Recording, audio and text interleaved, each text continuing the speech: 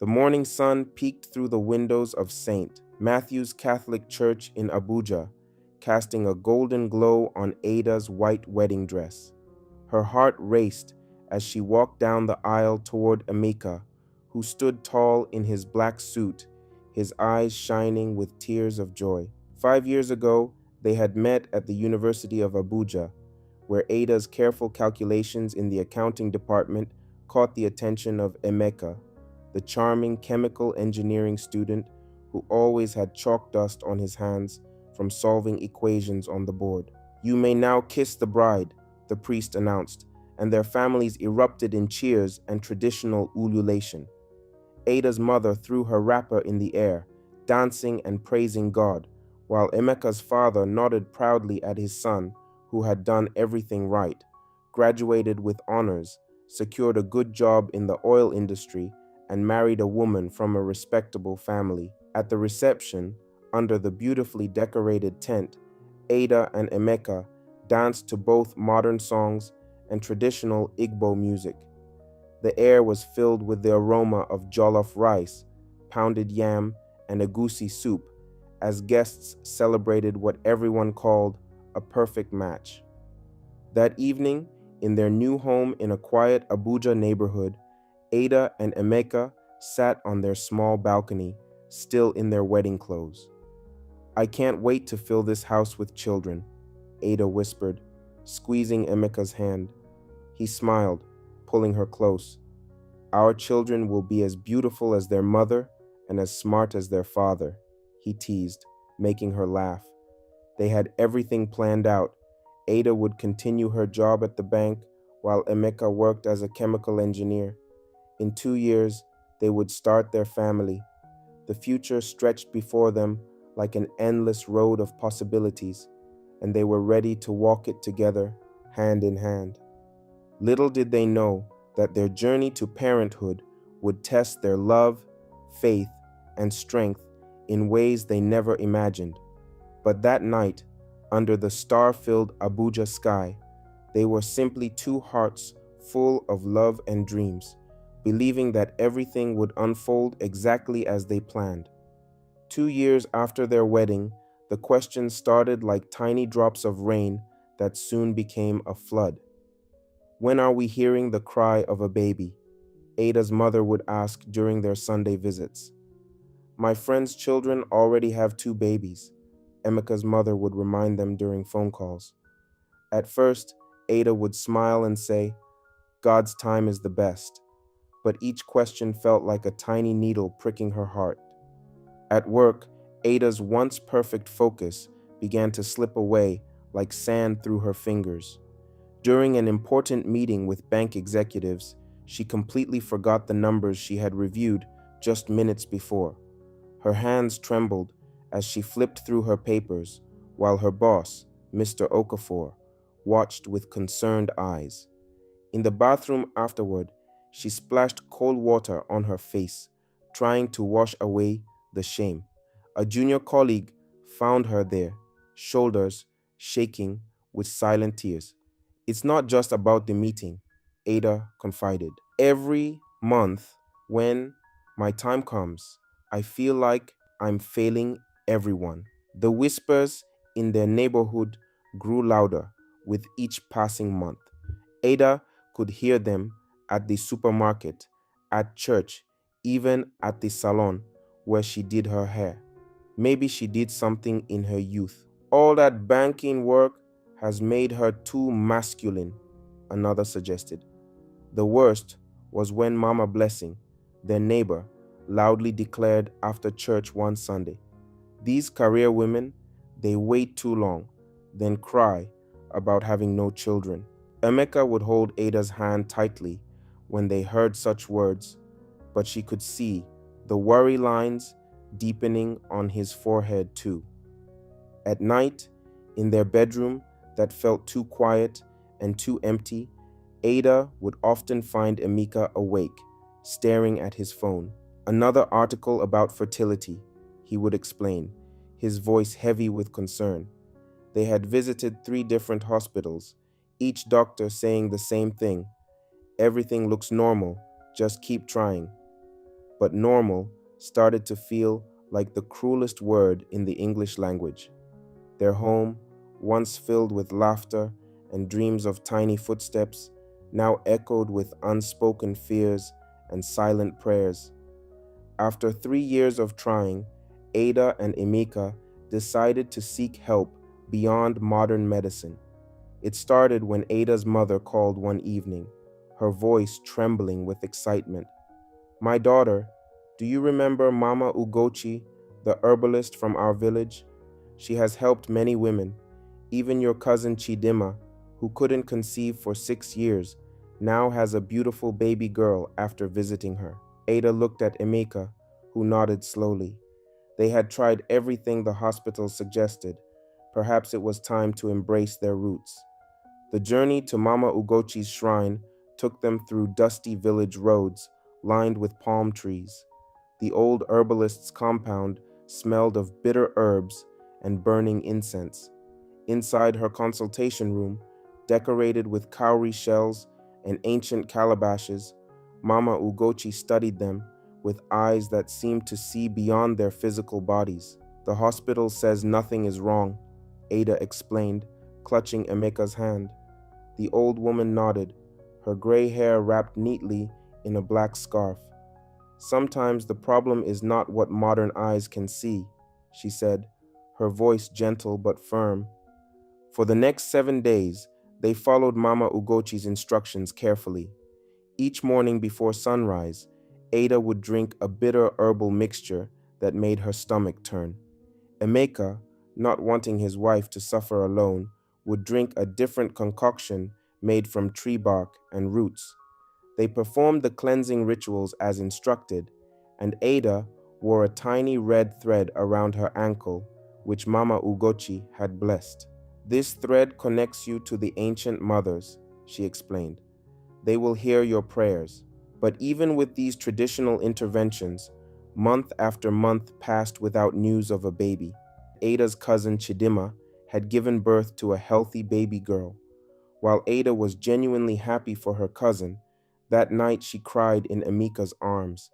"Why not us?" she whispered. Emeka held her close, his own heart heavy with questions. The next morning, as they sat in their living room, their elderly neighbor, Mama Nkechi, came to visit. Looking at their tired faces, she spoke words that would change their lives forever.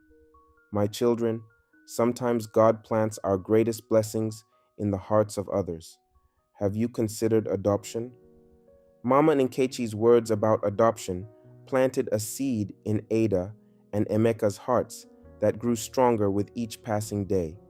After much prayer and discussion, they decided to visit the Divine Grace Motherless Babies' Home. The building was clean but simple, painted in fading blue and white colors. Inside, the sound of babies crying and children playing filled the air with life. Sister Mary, the nun in charge, welcomed them with a warm smile that made Ada's tense shoulders relax a little. "We require several documents," Sister Mary explained, laying out papers on her desk. "Bank statements, proof of employment, character reference letter from your church." As she spoke, Ada felt Emeka's hand squeeze hers gently. Their parish priest, Father Augustine, had known them since their wedding and had watched their struggle for a child. "He will surely write us a beautiful recommendation," Emeka whispered to Ada. That evening, they attended evening mass, and afterward, Father Augustine listened to their story with kind eyes. "God works in mysterious ways," he said, promising to have the letter ready within the week. During their second visit to the home, something magical happened. Among the cribs in the nursery, a 3-month-old baby boy caught Ada's eye. He was smaller than the others, with bright eyes that seemed to look straight into her soul. When Sister Mary placed him in Ada's arms, he didn't cry.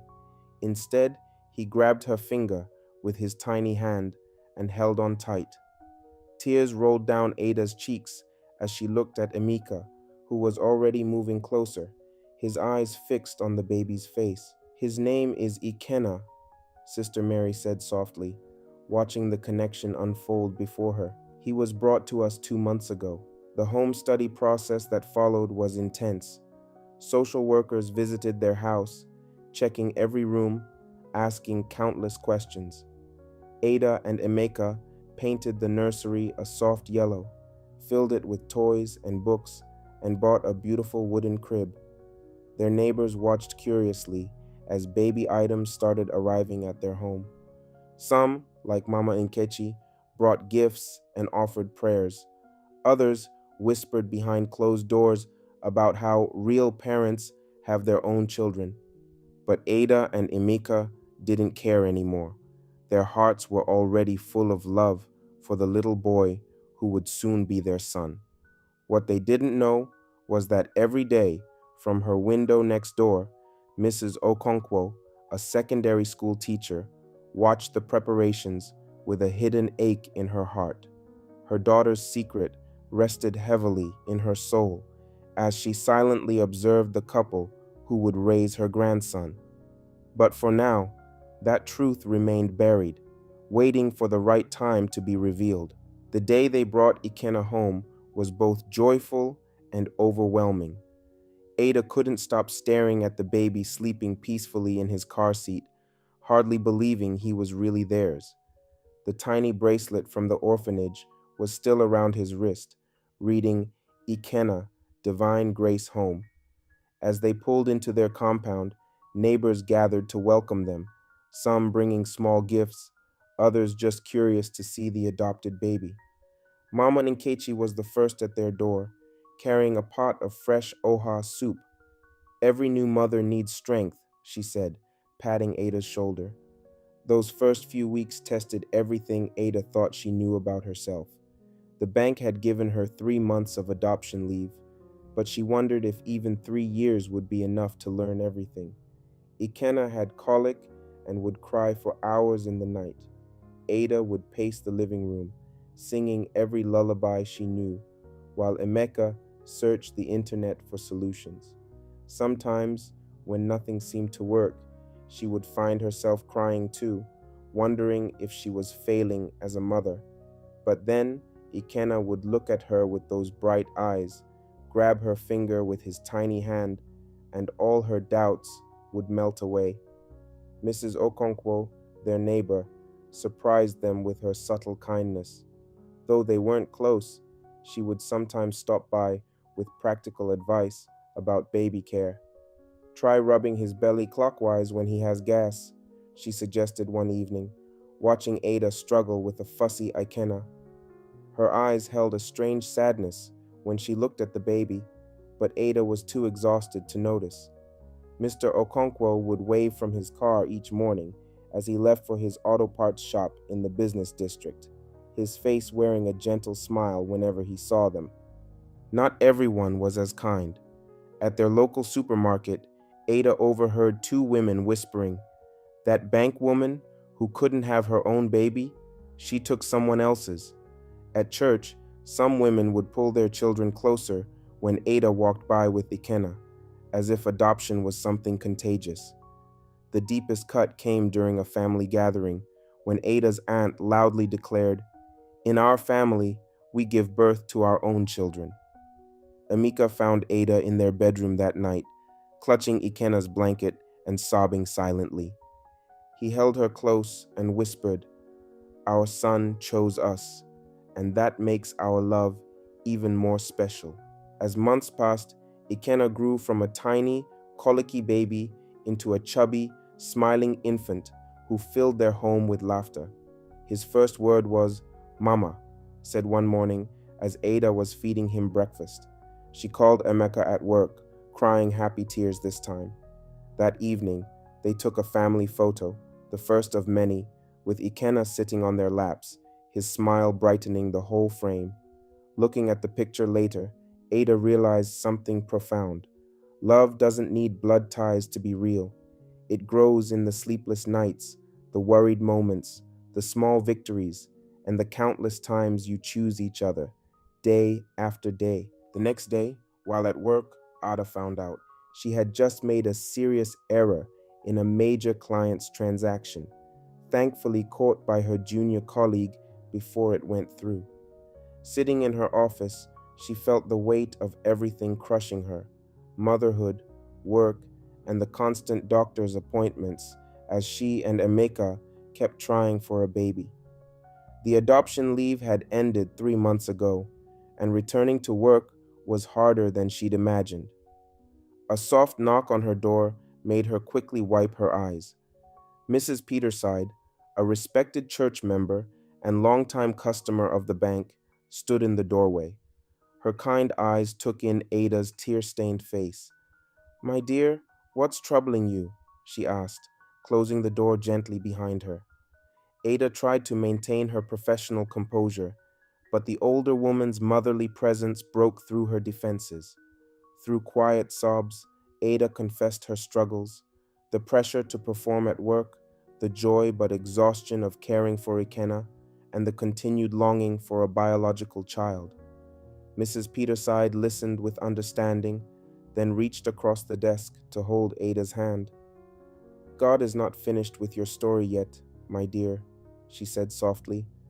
"My husband's faithfulness will not go unrewarded." That wasn't the only challenging day. During an important board meeting, Ada completely lost her train of thought mid-presentation. The board members exchanged concerned glances as she fumbled with her papers, her hands trembling. Mr. Okafor, her boss, had to step in and finish the presentation. Later, in his office, his face was stern, but his voice gentle. "Ada, you've been one of our best performers for years, but lately, is everything okay?" She could only nod, afraid that speaking would release the tears she was holding back.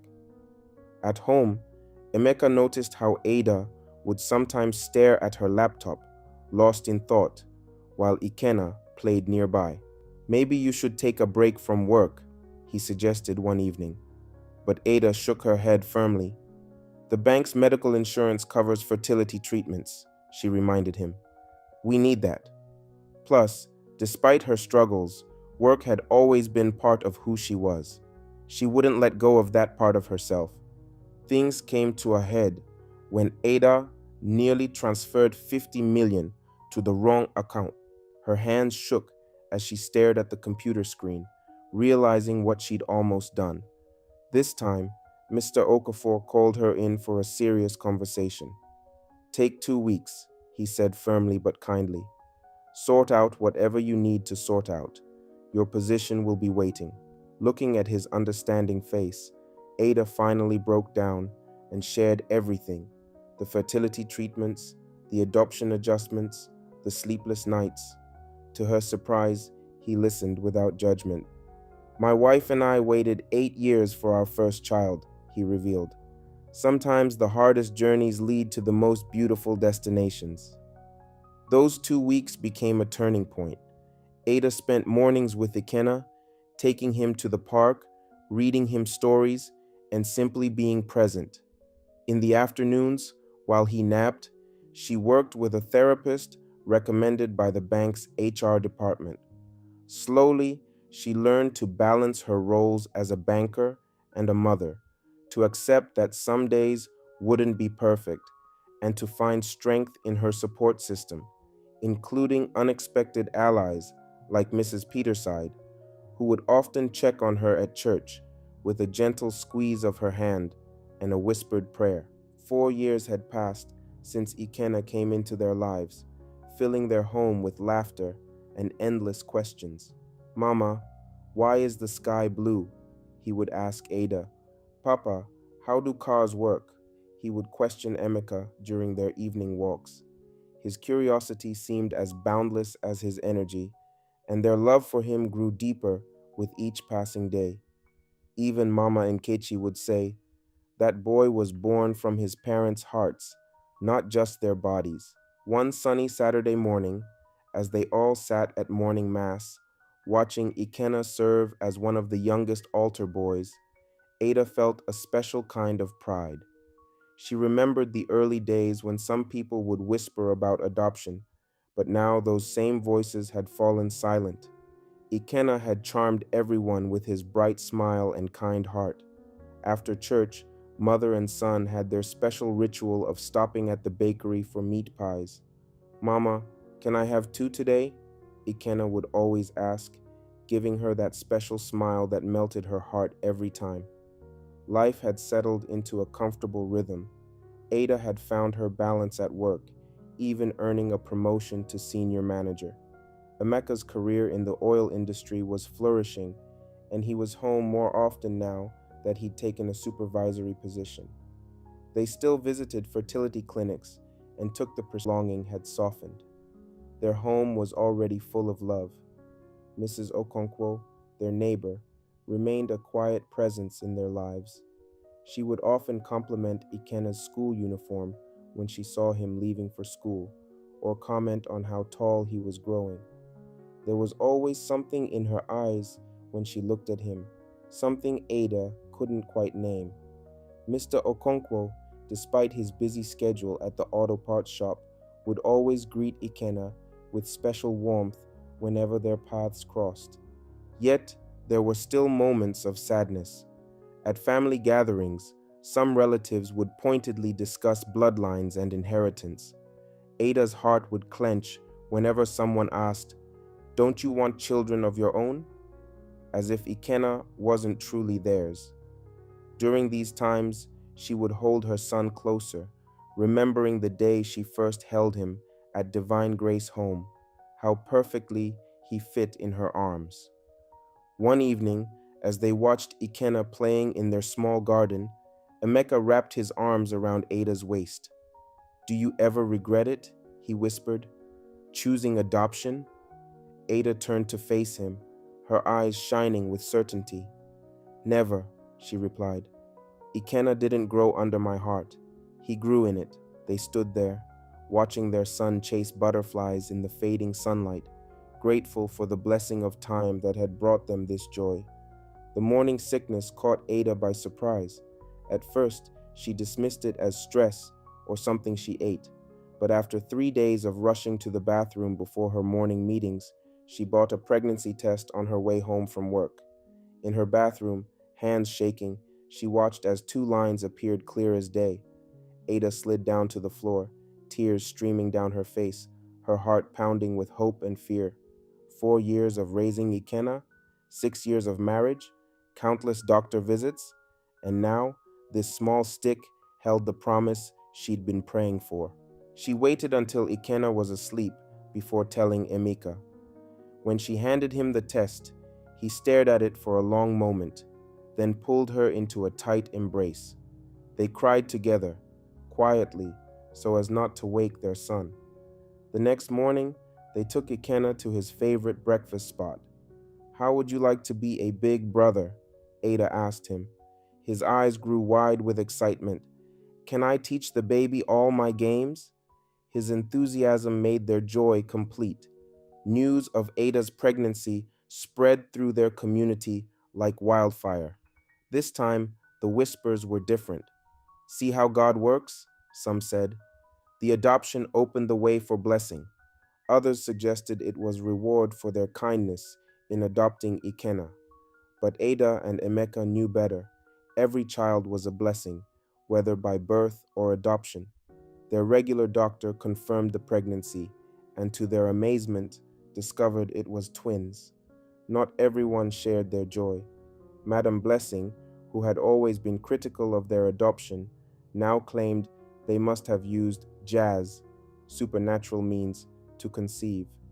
Some neighbors who had distanced themselves after the adoption suddenly became overly friendly, bringing gifts and advice. Through it all, Mrs. Okonkwo remained quietly supportive, often sending over nourishing soups when Ada's morning sickness was at its worst. Her eyes held a strange mixture of joy and something deeper when she watched Ikenna gently patting his mama's growing belly. As Ada's belly grew, so did their happiness. Ikenna would talk to the twins every night, telling them stories and promising to be the best big brother. In quiet moments, Ada would catch Emeka watching all of them with tears in his eyes. God's timing is perfect, he would say, holding her close. Their home, already full of love with Ikenna, now buzzed with anticipation for the new arrivals. Ada's baby shower was a celebration of love and tradition. Women from church, colleagues from the bank, and neighbors filled their compound with songs and laughter. Ikenna darted between guests, proudly wearing his Big Brother t-shirt. The living room overflowed with gifts, tiny clothes, baby supplies, and traditional wraps. Mama and Kechi had insisted on following all the proper Igbo customs for twins, including special prayers and blessings. During a quiet moment, when most guests were busy with refreshments, Mrs. Okonkwo discreetly approached Ada. "My dear, could you and Emeka spare a moment? My husband and I need to speak with you privately." Something in her voice made Ada's heart skip a beat. In Ada's study, away from the festivities, Mr. and Mrs. Okonkwo sat across from Ada and Emeka, their faces heavy with emotion. Mrs. Okonkwo's hands trembled as she handed Ada a small, wrapped package. Inside was a gold pendant, identical to the one they had found among Ikenna's belongings at the orphanage. Through tears, Mrs. Okonkwo revealed that Ikenna was their grandson. Their only daughter, Kioma, had become pregnant in her final year of secondary school. Fearing the stigma would destroy her dreams of medical school, they had made the painful decision to give the baby up for adoption. The truth needed to stay between their families to protect Kioma's future. Kioma is now a doctor, married to a wonderful man, Mr. Okonkwo explained, his voice rough with emotion. She's coming home next week. We've watched Ikenna grow these past 4 years, seen how much you and Emeka love him. God's hand was truly in this. Of all the families who could have adopted him, he came to our neighbors. Ada and Emeka sat stunned, pieces of puzzles falling into place. Mrs. Okonkwo's special attention, their quiet support, the sadness in their eyes when they watched Ikenna play. After a long moment, Ada reached out and took Mrs. Okonkwo's hands in hers. "Thank you for trusting us with this truth," she said softly, "and thank you for trusting us with your grandson." They agreed that Kioma should meet Ada and Emeka before any decisions were made about telling Ikenna. The celebration continued outside, but in that study, a new family bond had formed, one woven from sacrifice, love, and divine providence. As Ada felt her twins kick inside her, she marveled at how God had not only blessed them with 3 children, but had also given them an extended family in the most unexpected way. The week after the baby shower crawled by slowly. Ada and Emeka spent long nights discussing how to navigate this new reality. They weren't just adoptive parents anymore. They were part of an intricate web of love and sacrifice that spanned 2 families. Each morning, seeing Mrs. Okonkwo in her front yard felt different now. Shared secret. When Kioma arrived, the meeting was arranged in Ada and Emeka's living room after Ikenna had gone to bed. She was everything they'd imagined, poised, beautiful, and carrying herself with the quiet confidence of a medical professional. But when she saw Ikenna's photos on the walls, her composure cracked. "He has my father's smile," she whispered, touching a picture of Ikenna on his 4th birthday. Kioma shared her story, the fear and shame she'd felt at 16, the agony of giving up her baby, and the determination to make that sacrifice count. "Every achievement, every exam I passed was for him," she said. "I wanted to become someone he could be proud of." Now married to a fellow doctor and building her own practice, she had found happiness, but never forgotten the child she'd given up. Ada held Kioma's hand as they looked through Ikenna's photo albums together. "He loves science," Ada told her, always asking how things work. Kioma's eyes lit up. She'd been the same way as a child. They talked for hours, sharing stories, tears, and cautious hopes for the future. They agreed that Ikenna was too young to understand the complexity of his story. For now, the knowledge would stay between them, with Kioma visiting whenever her busy schedule as a doctor allowed, always calling ahead to ensure Ada and Emeka would be home. As the night drew to a close, Kioma hugged Ada tightly. "Thank you for giving him everything I couldn't," she whispered, "and thank you for letting me be part of his life now." Looking at her daughter across the room, Mrs. Okonkwo's eyes filled with tears of gratitude. Their secret had become a bridge, not a wall, connecting two families in an unbreakable bond of love. Later that night, as Emeka checked on sleeping Ikenna, Ada felt her twins kick. She placed her hand on her belly, thinking about the mysterious ways God writes our stories. In their home, love had twisted, hidden, and revealed itself, but always grown stronger with each test it faced. 3 months after the twins' arrival, the church was filled with the sound of joyful singing. Ada and Emeka had decided to have all three children baptized together: Ikenna, who had never been baptized at the orphanage, and the newborn twins, Chimamanda and Olana. The morning sun streamed through the stained glass windows, casting colorful patterns on the white christening gowns. Ikenna stood proudly between his parents, holding his baby sister's certificates, while his own sat carefully folded in Ada's purse. Mr. and Mrs. Okonkwo sat in the front pew, their eyes glistening with tears as they watched their grandson stand before the altar with his adoptive parents and baby sisters. Kioma had wanted to attend, but couldn't. Her hospital duty couldn't be rescheduled. Still, her parents would take videos and pictures to share with her later.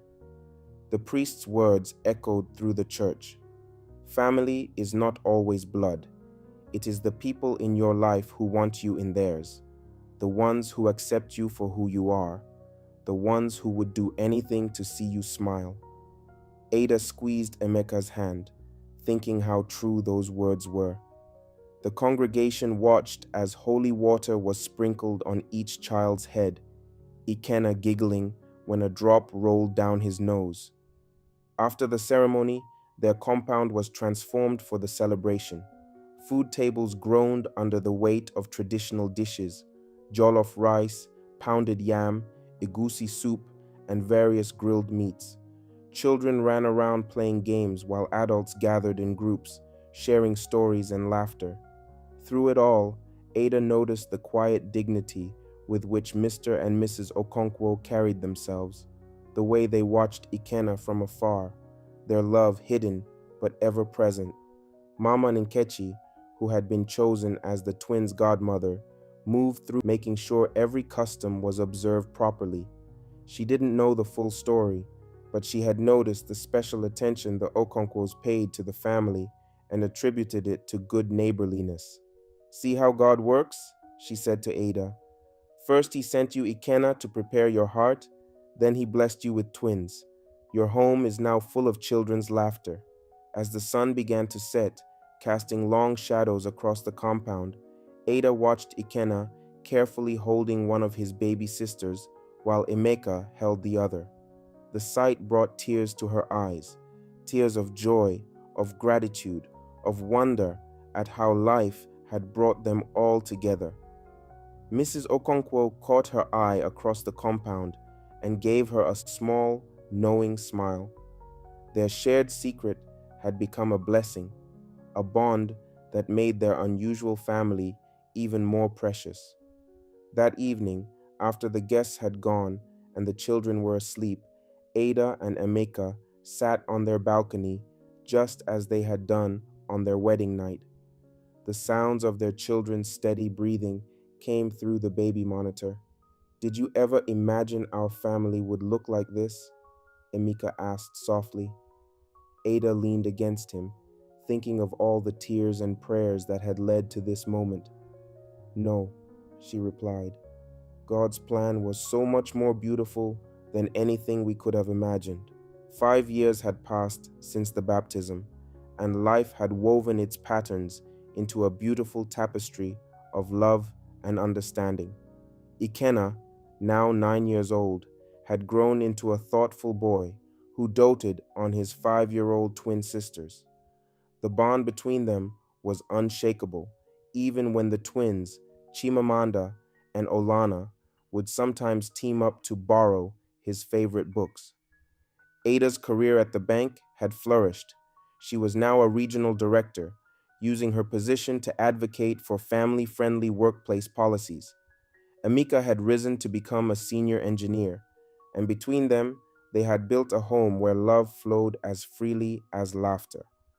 Mrs. Okonkwo had retired from teaching, but still helped the children with their homework, her love for education finding new purpose in tutoring her grandchild and the twins, though Ikenna still didn't know the full extent of their connection, but will be told when he gets older.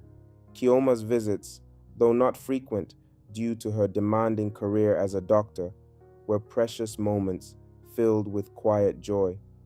She had found her own happiness, building a successful medical practice with her husband and eventually having 2 children of her own. Each time she visited, under the guise of being a family friend, she would bring medical books for Ikenna, nurturing his growing interest in science. One evening, as the family sat in their garden watching the stars come out, Ikenna asked a question that made everyone pause. "Mama, why did you choose me?" Ada pulled him close, looking at the same stars that had witnessed their journey. "My son," she said softly, "we didn't choose you. God chose us for each other. Some families are born from the heart instead of the body, and that makes them just as special." The years had taught them all precious lessons, that family isn't always about blood, but about the love that binds hearts together, that sometimes the greatest blessings come disguised as challenges, and that God's plans, though mysterious, are always more beautiful than our own. They had learned that sacrifice, when done with love, bears fruit in unexpected ways, and that secrets kept to protect others can become bridges that unite families. Most importantly, they discovered that every child is a gift, whether they come through birth, adoption, or the mysterious workings of destiny. The prejudices that had once wounded them now seemed small in the face of their family's joy. Those who had whispered about adoption fell silent when they saw the unshakable bonds of love that held their family together. As the stars twinkled above them, Ada thought about all the women who might be walking the same path she once traveled, hearts aching for a child, facing judgment from society, or carrying secrets too heavy to bear. She wished she could tell them that hope never dies. It just takes unexpected are answered in the most surprising ways, and that every heart has enough room to love beyond the boundaries of blood. The story of their family became a testament to faith, patience, and unconditional love. It taught their community that family is not about who you were born to, but who God brings together, that love multiplies when shared, and that the stars align perfectly in God's own time. In their home, 3 children slept peacefully under one roof, while 2 sets of parents, one by law and love, the other by blood, shared the blessing of watching them grow. Their story wasn't just about adoption or fertility, it was about how love, in all its forms, builds bridges across the deepest rivers of life. As night fell over Abuja, their story continued to unfold beneath the same stars that had witnessed their journey, a reminder that every family story is unique, every love is valid, and every child is a blessing, no matter how they